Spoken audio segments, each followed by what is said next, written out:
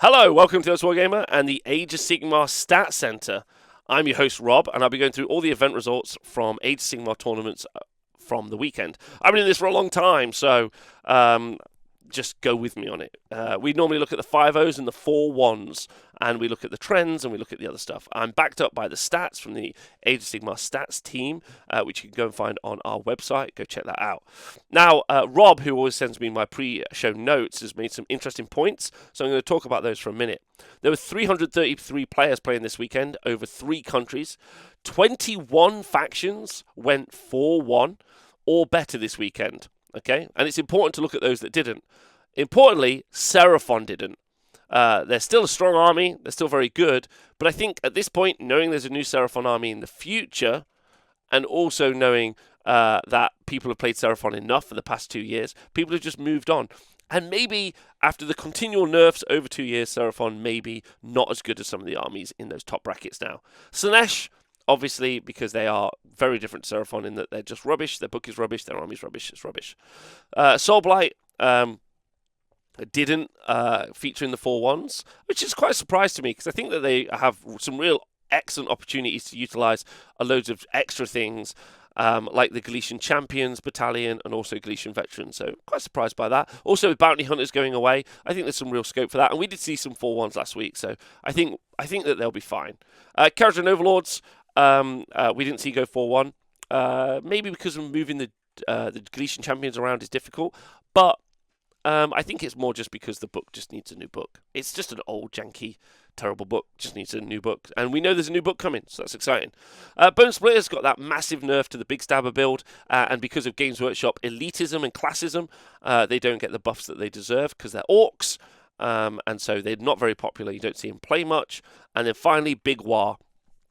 Normally because Big War feels like a load of extra steps in a lot of ways. You do get a more kind of cohesive army in that you can have shooting that you get from Cruel Boys and fighting that you can get from Iron Jaws. But it feels like lists work better when they polarize themselves a little bit and they get more fighting one side or more shooting on the other side. Although that doesn't really work for the Cruel Boys. What I'm saying is when you have Iron Jaws and then you add Cruel Boys, then they're not as good as just having Iron Jaws.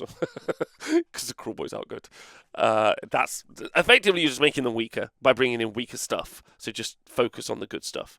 So there you go. But 21 factions, the real positive note, which is what should be talked about. So Games Workshop Meta Watch show coming in very quickly, is that 21 factions going 4-1 is really, really healthy. And maybe looking at the event results that we're about to look at the minute, you're going to see that not only have we got different factions, that those faction lists are different to each other as well. So it's really fun.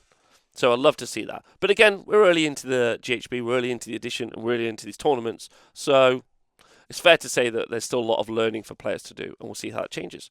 Anyway, let's get on with all of these. Don't forget to like and subscribe, leave comments. Our first event, and the largest of the week, was the Lone Star Open, or the Lone Star Grand Tournament, the GT. It had 108 players playing, and we ended up with 3 5-0s. It was located in downtown Dallas, here, at the Sheraton Hotel. Looks lovely. Lovely little place. And we have 3 5-0s. We have the famous Tom Guan from Harambe's Heroes, Benjamin Richardson from the Dallas Defenders, and Taron Huffman from the Austin Weird Knobs. Now, Benjamin and Taron both had Lumineth Realmlord armies, but Tom Guan did not. He had an Ogre army. He had himself a Boulderhead armor? I mean, I guess it is armor because you get extra wounds in the sub-faction Boulderhead as part of the Ogre army. Yeah, Guan in 60 seconds is how he describes it because it's so fast. One Butcher in his list, a Frostlord and Stonehorn, an Icebrow Hunter that's the general, which makes his 3 units of 2 Frost Sabers battle line. What he's doing there is he's paying the battle line tax, as they say, and making it as small as possible so he can get all of the toys in. You could say he's minimizing his maximization, some would say. And then he has another Frostlord and Stonehorn. So 2 Frostlords on Stonehorn, and then he's got an Icebrow Hunter, who's the general, and then he's got a Butcher. And then he's got those 3x2 Frost Sabers I talked about, and 3 Iron Blasters.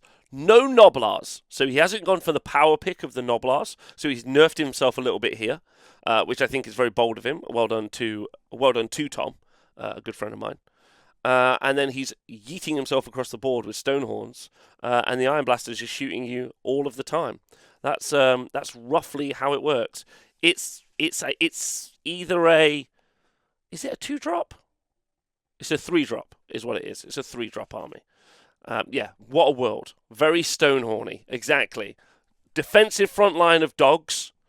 Deep striking. I mean, the Icebrow Hunter's really, really excellent for doing the battle tactic cunning maneuver, because obviously you start coming from deep strike. So if you're given the first turn, then the Icebrow Hunter is going to be able to pop onto an objective and score cunning maneuver. That's why we're seeing Tunnel Master taken so much as well. So huge fan of that. Huge fan of that. Well done to Tom. And Tom's obviously an excellent player and has done really well with this, with loads of armies. Then our 2 Lumineth lists, we've got Benjamin Richardson was taking a techless castle, but he kind of mixed up a little bit. No techless. I know. Sans techless.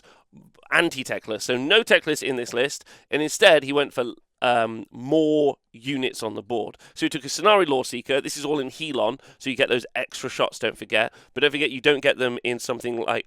I think you only get them in the shooting phase, right? Or do you still get them when you... I'm not sure you still get them in a standard shoot, whatever that's called, Unleash Hell. But anyway, doesn't really matter.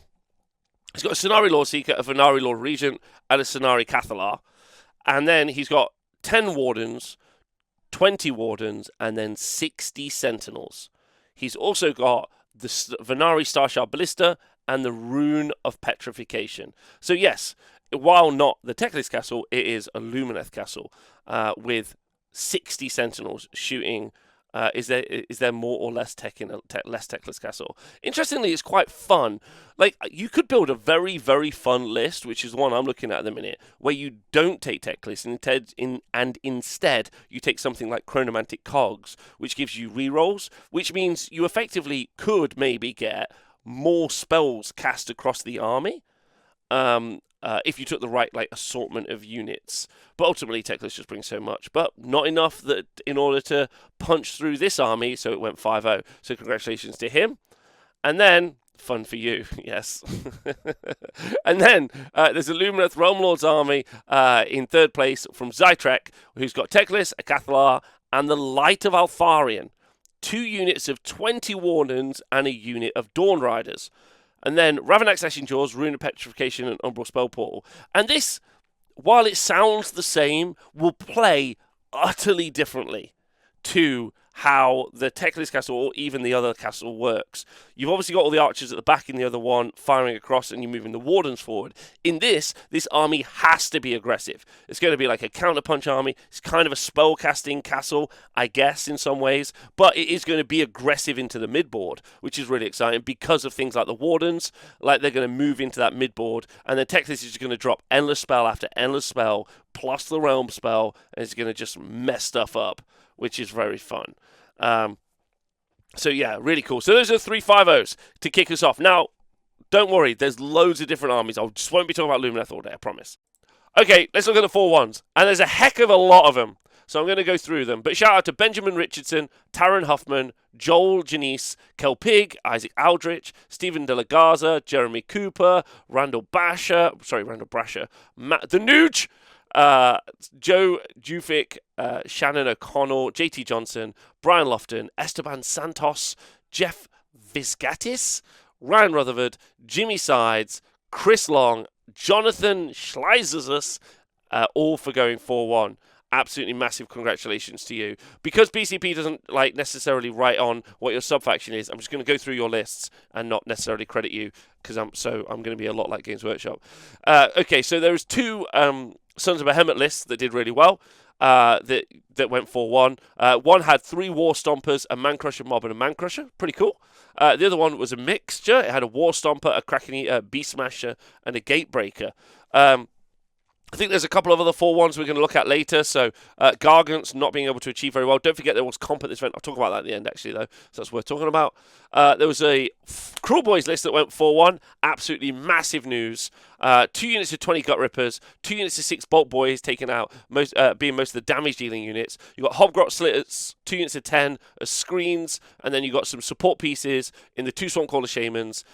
Snatcher Boss on Sludge Raker Beast, making all of those units do even more mortal wounds, and then a Killer Boss on Stabgrot and a Killer Boss on Great Gnashtooth, both making units so they can't run away. So really great list. Like we talked about before, it's just a Lumineth list, but not as good, all because of classism and Tolkien. If Tolkien hadn't written Lord of the Rings, then Games Workshop wouldn't be as classist. It's a long story, but that's roughly what it is. Then a very exciting list, Slaves to Darkness, Knights of the Empty Throne, with Scarbrand and Archaon. Scarbrand as an ally. This is all in Knights of the Empty Throne subfaction. Chaos Sorcerer Lord, who's the general with Tunnel Master, also Arcane Tome, and the command trait Arch Sorcerer. Then he's got 3 Varangard, 5 Marauder Horsemen, and 5 Chaos Knights in the Mark and Nurgle. And they've also got the Eroding Icon banner. So the Chaos Varangard are going to fight twice. But it very much looks like the Marauder Horseman and the Chaos Knight's job is to hold units up until obviously Archaon can know the future and know who gets the next turn. Yeet Scarbrand in, do all of the fighting. Absolutely excellent stuff. There was a cool Idea Deepkin list that just had a mixture of stuff. You had a unit of Alapex's unit of 2. You had 20 Reavers, 6 Morsar Guard, 3 defensive heals, so the Ishling Guard. Then a Keelian Slap King in there as well. Lotan and an Eidolon of the Sea. Then there was an Ogre Moor Tribes list in Underguts with 4 Iron Blasters, Frost Sabers again as battle line, and then 1 Frosthorn Stonehorn. You had another Ogre Moor Tribes list, this time in Underguts with only 3 Iron Blasters, 2 units of 6 Gluttons, 20 Noblars, 2 Mournfang, Frosthorn, Stonehorn, and Butcher. Just pretty much like copy and paste, like not this list and player of this list, loads of love to you, but just how incredibly good Frostlord and Stonehorn is, and also those Iron Blasters coming in so clutch in a lot of these lists. They're kind of the pivots of the list. A really exciting, really exciting Flesh Eater Courts list, which had a lot to it. It had a Borrowing Art Region, a Borrowing Gawking on Terrorgeist, a Courtier, a Vargolf Courtier, an Infernal Courtier in the list as well. Then it had 9 Crypt Flayers, making up the bulk of the army, being 540 points. So 2 Hammer units here, or 2 damage-dealing units. The Abhorrent Gawking and the Crypt Flayers. We worked out the Crypt Flayers can get something like 72 attacks, doing mortals on 6s to hit, and then they can pile in and attack in again using the command ability, so you can have 140 attacks doing 6s are going to do a mortal wound. So if you do the math roughly, it's like over 20 mortal wounds from that unit. So very powerful. Horrorghast, that doesn't include the shooting that they also do as well, which is going to be loads of mortal wounds from that screaming as well. While you're dealing with that, you've got an Abhorrent Gawking Royal Terrorgeist running around. Also, it can move up to something like 32 inches, that unit of 9 Crypt Flayers. And then the Abhorrent Gawking on Terrorgeist is going to be running around and also threatening and doing damage as well, right? Then you've got, there was a Skaven list that had a mixture of stuff, 2 units of Plague Priests, Warplock Engineer and a Grey Seer. Then it had 2 units of 20 Plague Monks, and it had 2 units of 3 Combat Storm Fiends. You love to see it, and 2 Warp Lightning Cannons. You got some nice fighting on death there, which I really enjoy, coming out of the Storm Fiends. And the Warp Lightning Cannons are going to do shooting at range. So you just have to it's an army of like mixed parts. It's going to do damage at range. Especially the Warp Lightning Cannons are very good, because the stuff you want to deal with at range normally has a good armor save, which is really useful. And that leaves the Plague Monks, which don't have any rend, to go in and hit the other units, which aren't quite as well armored. So that's pretty fun. Then another Ogres list: Frosthorn Stonehorn, Huskguard and Stonehorn. 3x2 Mournfang in the list, all in an allies. All in a battle regiment. Then there was another Deepkin list, which was pretty fun. A Tidecaster as the general, done. 2 lots of 10 Namati Reavers, done. This is all in Futhwan. Then 2 units of 3 Alapexes as Bloodthirsty Shivers. And then an Achillean Leviathan in the list as well. So lots of shooting there. That's going to be 12, 24... 36 shots at 24 inches, which are rend 1 D3 damage. And then it fights. Really exciting list. Very fun, very interesting. There was an Iron Jaws list in Bloodtooths with a Mega Boss and Maw Crusher, a Mega Boss on foot with the Tunnel Master and Destroyer, which is pretty fun. Love that combo. Tunnel up, move, click the big red button on Destroyer and murder stuff. 2x2 War Chanters, 2x a Gore Grunter, unit of 6, 2 units of 3, unit of 10 Brutes, 5 Brutes as well. So, yeah, just lots of movement, lots of damage, and then the Brutes you've got to deal with at the end. There was a Magakin list with 2 lots of 10 Rotmire Creed in it, Gut Rot Spume, Lord of Plagues, Chaos Sorcerer Lord, and then One-Eyed Grodok made it into the list, pinning the enemy army in, Rotmire Creed doing poison all over, 10 Putrid Blight Kings being 500 points, holding up the midboard, and then an allied unit of Varangard in, which was fun and weird. We had a Nighthaunt list with a Quicksilver Dead, 40 Harridans, a Krulgas Cruciator, and a bunch of other stuff. The Spirit Torment's so useful as they bring back 3 models into a unit every turn. Very powerful. And then finally, Slaves to Darkness Kabbalist list with Chaos Lord on Kakadrak, Chaos Sorcerer Lord, Chaos Sorcerer Lord, Sarkar Blackwing, who's actually really, really cool. I only found out about a War Scroll today. We talked about it a lot. But doing Mortal Wounds at D3 Mortal Wounds at 12 inches and then eventually doing D6 Mortal Wounds at 18 inches. Seems pretty fun. 2 units of 10 Chaos Knights, 1 in Nurgle, 1 in Khorne, and then a unit of 3 Varangard at the back of the board with the Corvus Cabal. Exciting. So yeah, as we're going to talk about at the end of the show, loads of factions in there. And not only is it like lots of different factions that all are running different style lists. And that's actually pretty cool. They're maybe not hitting the 5-0 territory, but they're all threatening the 5-0 territory, which is really fun. So then we're going to start to see player skill start to separate these players out, and that's really exciting. So well done to everyone at the Lone Star. Sheffield Slaughter. 96 players playing in the heart of Sheffield. And we had 3 5-0s and the first 5-0 for the new Gitz book recorded, Mr. Dan Bradshaw. We had Annie Hughes with a Fire Slayers army, and then we had Stephen Follows with a Tzeentch army. Again, a very, very diverse top 3. Which is exciting to see. And they all play very differently, which is really fun. Moving on to the Gitz, and this is something that we're going to deep dive in another video, is a Gloomspite Gitz Jaws of Mork army. I'm just going to run through what's in it, and I'm going to pass this out in a different video. He's got Scragrot, a Squig Boss, and a Madcap Shaman. Then he's got a unit of the Madcap Shaman, by the way, has got the Moonface Mommet, the Hand of Gork, and the Aspect of the Champion, the Tunnel Master. Only 70 points for that. Then he has a max unit of Boingrot Bounders, a max unit of Squig Hoppers, a smaller unit of Squig Hoppers, and then a unit of Moonclan Stabbers, and another unit of Moonclan Shooters, a Maskroll of Slogoth, for +1 to hit, and a unit of Sneaky Snufflers. And his core battalion is a Command Entourage. So, again, I'm going to break this down into more detail in the future because we're going to see lists like this, unless it gets FAQ'd, a lot.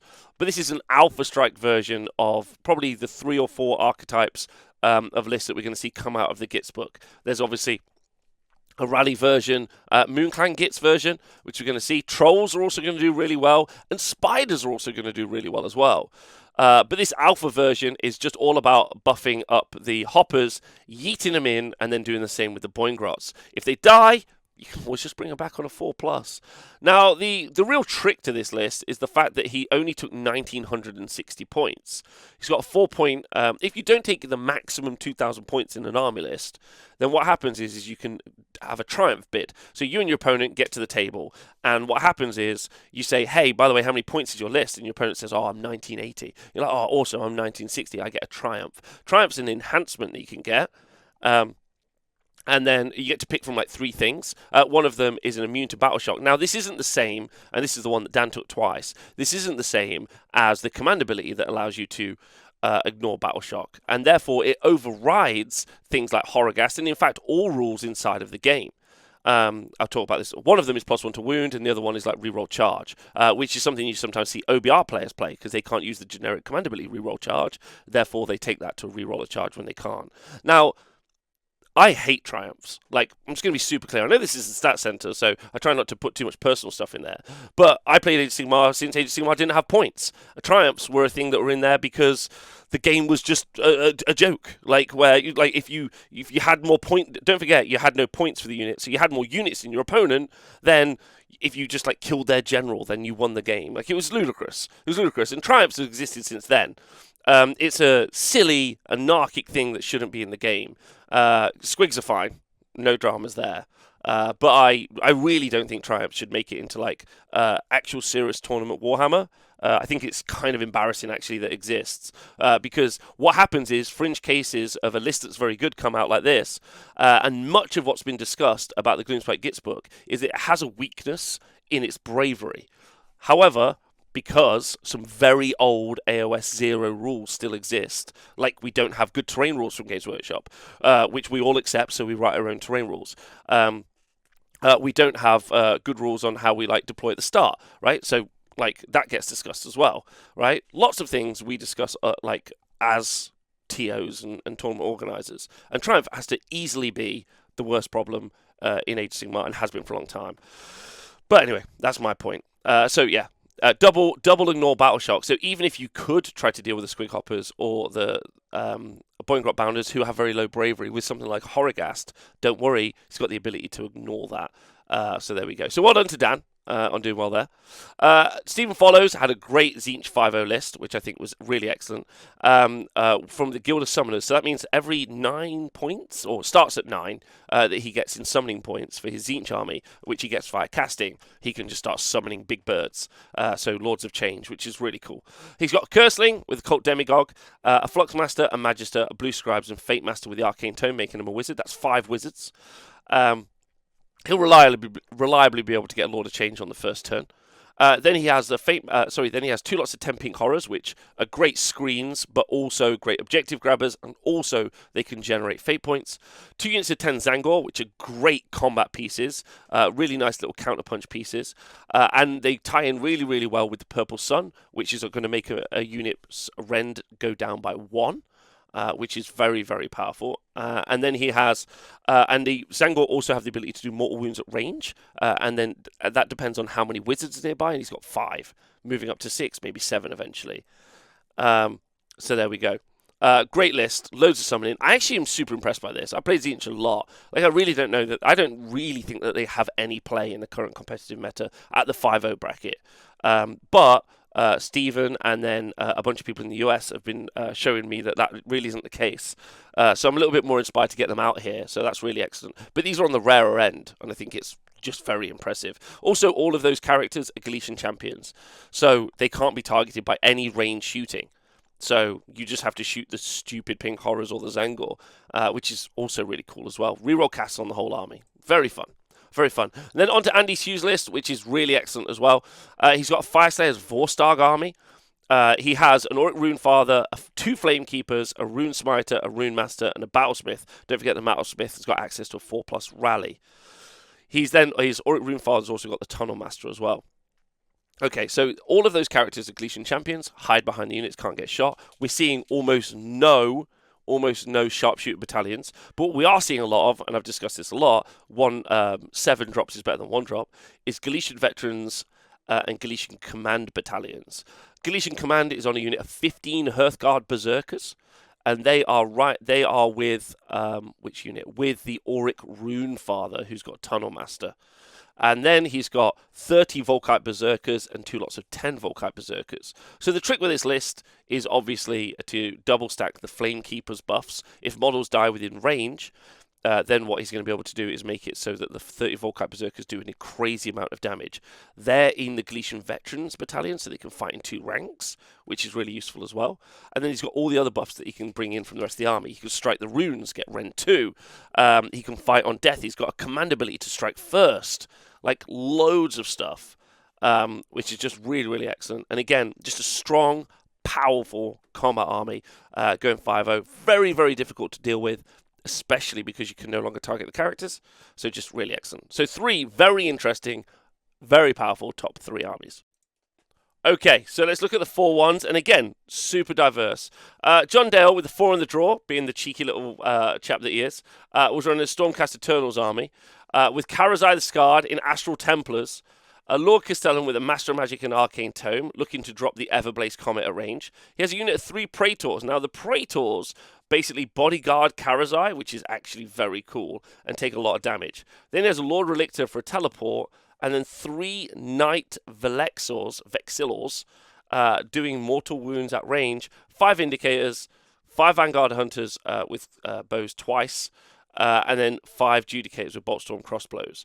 So what he's looking to do, really simply, is do loads of damage to a screen with his shooting and his mortal wounds at range, then take Karazai, ram it into the opponent's face and just murder as much stuff as possible, and then tank the damage with the Praetors, all in a double battle regiment.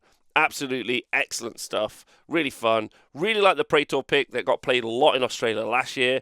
Really like the Vexilla pick. We talked about that a lot. Velexor. I've been summoned, exactly. We've seen this being played a lot in Scotland, Germany, Australia, using the Bunker Buster style list. So it's kind of a Bunker Buster list, maybe a bit of an Alpha Strike mixed in there as well. Really fun, really, really interesting, excellent work.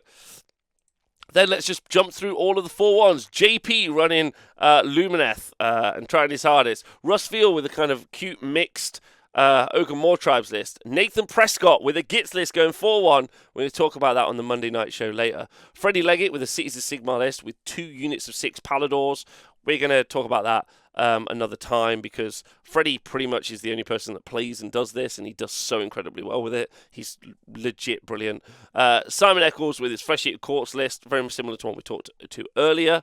Dan Arnold, all Stormdrake Guard. I think he had a 4 and 2 2s with a double Castellan. Alex Tubb was running the Lumineth Realm Lords Geometrica, so he had Teclis, he had Avlanor, and then he had some Stone Gore at the front line, but always running that Rune of Petrification. Alex Bruce with the Fire Slayers again. Slightly different Fire Slayer list, but still Fire Slayers. Matt Goldsborough running his kind of Sylvaneth list at the moment, using those Gossamer Archers and a Lariel, and then the shooting. It's a shooting Sylvaneth Castle at the back of the board with some like movement blocking. And then also kind of like, it's a castle that shoots, but also a Lariel runs across the board, charges you, and runs back. It's pretty powerful. Owen Jackson, probably with the 4-1 list out of the lot, that's probably the most interesting, because it's the most finger on the pulse list available. Osiarch Petrifex Elite. He had Liege Cavalos, a Mortisan Soulmason, and a Mortisan Bone Shaper, and that Bone Shaper has got Tunnel Master. Then he's got 3 lots of 10 Mortek Guard and 5 Cavalos Death Riders. Then his big hammer unit in melee is a unit of 6 Necropolis Stalkers. I think people really misjudge just how much damage that they can do in close combat. The Mortek Guard are really survivable and can, in Petrifex Elite, you can ignore Rend 1. But the real trick is the Mortek Crawler combined with the Bone Tithe Shrieker spell. So the Bone Tithe Shrieker spell means that you can't take Battle Shock tests for units in range, and if anything runs away, additional units run away. But the Mortek Crawler is the hot sauce. They get to roll against large units, I think based on bravery, effectively. Long story short, I think he's doing 3 mortal wounds. He's doing mortal wounds on 3 ups to every unit. No, I've said that wrong. I apologise. Sorry, the camera froze, so I was confused. What he's doing is lots of mortal wounds to large units of squigs. So it was his anti-squig list, and he did really well with it, going 4-1. And it's one of the few 4-1s that we've seen from OCR Bone Reapers. We'll talk about that list in more detail in another video, but it's really excellent. So there we go. Our next event takes us all the way to Australia, right here to Limbrook Community College. And they had 45 players playing at this event. They had 55 players at the Battle of At The Brook. The event was won by, I just had it right there, Patrick Nevin of Measured Wargaming. He was playing with a Magic of Nurgle list in Blessed Sons. He had Orgots Demon Spew, Blobe, Rotspawned, Lord of Blights, Plague Priest, 3 lots of 10 Rotmire Creed, doing all that shooting, 10 Plague Monks, 15 Plague Censer Bearers, 2 lots of 10 Ungol Raiders, a unit of Nurglings, and a Chaos Chariot. And again, Galician Sharpshooters in his list, Galician Veterans in his list, Warlord and Battle Regiment. Really showcasing this upward trend of people doing very well at the top of the bracket for people taking all of the toys out of these core battalions, which is really, really fun. Not something I really expected to see, but really excellent to see it happening. Those Rotmire Creed are all inside Galician Sharpshooters as well. They do a lot of shots, but they're also going to apply a lot of disease points, which is quite fun, and start doing mortal wounds to units at the back of the board. Orgots and Blobe are going to control the mid-board and be very fighty and tanky. Lord of Blights buffing the army, Plague Priest buffing the army, and then the Plague Censer Bearers being a big hammer unit in the army. And then he's got screens of Ungol Raiders, Nurglings, and Chaos Chariot for doing a little bit of fighting. Really interesting list. Loads of moving parts in this army. A 10-drop army. And just, really solid. Excellent work to bat. Okay, in the 4-1 bracket, we've got Michael Clark, Matt Tyrrell, Alexander Cron, Sam Sims Bailey, Anthony Rowe, Will Walters, Kieran Coates, and Justin Clark, all in the 4-1 bracket. Got some interesting lists. I'll just try and talk through them super quick. Let me get this up for everyone. I don't think I've got them in order, so I won't be able to assign them. But we have a Khorne army, Reapers of Vengeance, and then, of course, we've got Scar Bloodwrath in there as well. But Scarbrand's the man. Everyone just protecting Scarbrand. But then 6 Skull Crushers, which is pretty fun. Doing really well. Skaven, we have a veritable feast of characters. Verminlord, Warbringer, Thanquol, and 2 Grey Seers. And then 3 lots of 20 Clan Rats, and then 2 units of 10 Plague Censer Bearers, and a Hell Pit Abomination, of all things. Doing mortal wounds at range via spellcasting. Thanquol yeeting up the board in Laquan the Soul Seeker, and then bringing some damage with some Plague Censer Bearers.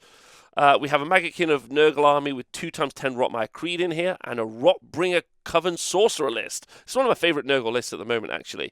3 Rotbringer Coven Sorcerers. Take the Shards of Valakar and the Geminids of Ulgish and the Spell Portal. Apply lots of disease at range via spells, and then the Rotmire Creed back that up.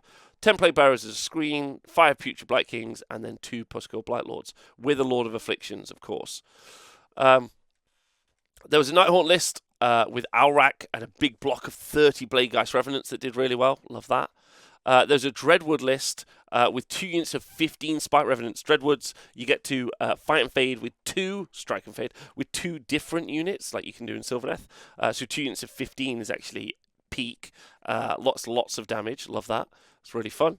There was a Guild of Summoners Disciples Tzeentch list, this time with Be'lakor, so making it so it can't move. And then 30 Pink Horrors, and then 10 more Pink Horrors, with a Magister and a Gaunt Summoner of Tzeentch on foot. And then he's got Ravenex Gnashing Jaws and the Demonic Simulacrum. So 200 wounds in Pink Horrors, and then Be'lakor shutting down one of your key pieces, and then hopefully summoning more and more units as time goes on. There was a Nighthaunt list with a Cairn Wraith, some Chain Rasps, 20 Dreadscythe Harridans in the list as well. A Lord Executioner, Lady Alinda, but that was played by the former captain of Team Australia, Matt Tyrrell. So loads, again, of different lists. And even the lists that we've seen do similarly well, like Guild of Summoners Tzeentch, has got a completely different army composition in there as well. The Samson Bailey with the Dreadwood list, that was super fun. I like that. So again, loads of different armies on Showcase this week. It could just be because the meta is still learning how to use the new GHB. For some people, and for most people, in fact, this will be their first event with this GHB. Our final event for the weekend is over in Williamsburg, Virginia. It was called the Colonial Carnage, and it was located here at the Clarion Hotel. Looks like a sunny little place right next to, looks like there's a gas station. I'm speaking American for people, a petrol station nearby. It looks nice. Looks super nice. Now, the event was won by Dale Irvin. Dale Irvin was running a Gloomspite Gitz army from the sub-faction Jaws of Mork. He's got a Squig Boss, Scragrot the Loon King, and a Fungoid Cave Shaman. Scragrot the Loon King seems like a very obvious choice at 160 points. Unit of 10 Boingrot Bounders, which he took twice. 36 Squig Herd as a unit, and then a unit of 12 Squig Herd. He also had the Mangler Squig as the non-ridden version, as a behemoth, and he took the endless spell, the Arachnid Cauldron. He also had a Marshcrawler Slogoth, +1 to hit, and 6 Sneaky Snufflers.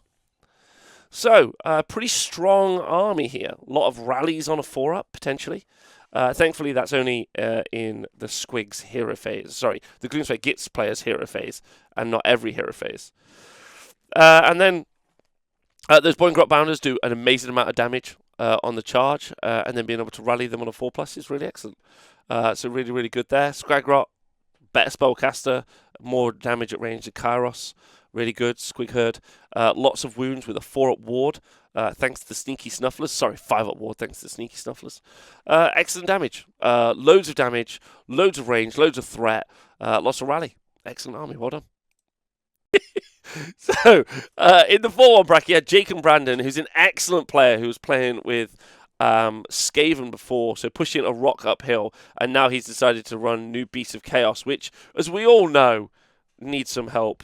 Lord, oh dear, we need help from them. He's running Gavspawn, Beast Lord, a Great Bray Shaman, another Great Bray Shaman, and then a Beasts of Chaos Zangor Shaman, who somehow is 115 points. And then he had the Chaos Spawn, the Morgai Chaos Spawn, 20 Bestigor, 3 lots of 10 Gore and 10 Ungor, the 2 Cockatrices, and 6 Beasts of Chaos Slangor Fiend Bloods. So the Cockatrices are going to make it so you can only hit units around them on 6s, which is amazing. The 6 Beasts of Chaos Slangor Fiend Bloods are going to do some legitimately powerful damage. And if you look, they've also gone in the Galician Command, like I talked about previously, with also the Beast Lord in here as well. Beast Lord making it so that you fight last. As are the Gore. If you charge, you fight last, which is so powerful. And he's got 3 units of those. Bestigor in here as well, trying to use one of the worst units in the book, which is pretty powerful. Being able to drag units off board thanks to the Great Bray Shaman's heroic action. Powerful stuff. And the Spawn make you -1 to the attacks. Thank you to Jacob in the chat as well. So you've got so much debuffs. This is probably the best control army in the game now. Beasts of Chaos, you're going to see more lists that make control lists out of this, which is going to be really fun. And yeah, really looking forward to seeing more of these lists play very well. In the 4-1 bracket, we also had the Mega Gargants going 4-1. We had a War Stomper, 2 War Stompers, King Brod and Gatebreaker in here as well. Then you had a Silverleather list in Oakenbrow. I called it months ago. Drycha, Warsong Rev, Spirit of Dirthy, Battle Mage. Then you have Tree Revs and Dryads in the list as well. So, good to see. Gloomspite Gitz, which lost the Mirror to go 4-1, was Loon Boss on Giant Cave Squig, Scragrot, 2 Squig Bosses, 15 Boiling Grots, 2 times 12 Squig Herd, 10 Squig Hoppers, twice, and then 2 Mangler Squigs. So clearly his problem here was he did take a lot of Squigs, but he didn't take enough Squigs, and he took some bigger Squigs in the Mangler Squigs, and that's why he lost the Mirror. Scragrot in there as well. Ironeth Deepkin with Lotan and Achillean King, a Thrall Master, and then loads of Thralls and some Morsar Guard with a Leviathan. Loads of fighting in there, but unfortunately, as a fighting army, even though it's got Always Strikes First, it's going to get hit by some of the more aggressive Alpha armies. And then that is... and then there was a Stormcast Eternals list that went 4-1. With 2 Lord Castellan... No, a Lord Castellan, a Lord Relictor, a Lord Arcanum on Griff Charger, 3 times 5 Retributors, and then 4 Stormdrake Guard, and 3 Vanguard Paladors. Again, second list this week featuring Paladors. Go check out their War Scroll. It's very, very good. Just very impressive. So, that is all of the results from the weekend. And the first thing to say is the meta looks wildly healthy. Not only do you have a variety of different armies going 5-0, all of those armies are different, and even the composition of those army builds are different. And sure, the composition might be not that different, but it's different enough, which is quite interesting. So yeah, I find that to be something that's really stand out. And all of those armies being so wildly different, there aren't really many trends. I've talked about this a lot through the video, so I think the best trend I've seen is the moving away from the 1-drop. And instead making use of those battalions and making some of those armies much, much better, which is really, really fun to see. ultimately, also, it's the beginning of a GHB. So a lot of people are going to draw a lot of inference from this stuff, and I feel like that's going to be a mistake. And the reason for that is a lot of these players, probably some tournament players, a lot of tournament players I know, don't really tend to play much outside of tournaments. Therefore, you're getting a bit of a skew first tournament kind of like set of results. There's also the fact that TOs may not have like nailed down exactly what battle plans they're going to want people to play right now. Maybe they're going to experiment with a lot of those battle plans, and those battle plans are quite interesting at the minute because some of them are very defining. We're also in a meta which doesn't have quite as many objectives on the board, and not having as many objectives is a real advantage for some armies who want to play across just a few armies. So like across few objectives. Firestayers being a good example for that. So I think that's quite interesting. So yeah, like this is very early to make like some heavy-handed inferences into the meta, but I think a trend is that like the battle regiment, which I thought would be more popular in this edition, is kind of moving away because people are really able to buff up and use a lot of economies of scale on those on those battalions like Galician champions, which is quite interesting, and I love seeing that. So I think that's really fun. Of course, elephant in the room, Beast of Chaos not doing too well at the minute, so just be conscious of that. And maybe Squigs are okay. Is the other thing to talk about. Okay, so yeah, thank you to Rob and Ziggy who helped produce the stats. But the stats are back up on the Honest Wargame website now, so if you'd like to check out the player profiles, or the player rankings, you go check out your own player rankings in there. And if you want to check out the faction stats, you can go check those out as well. Hope you've enjoyed the show. Please do help and support the show by either liking, subscribing, commenting, or supporting the Honest Wargamer Patreon. That'd be the best way to support us. Thank you very much for tuning in. See you guys soon, and have a nice day.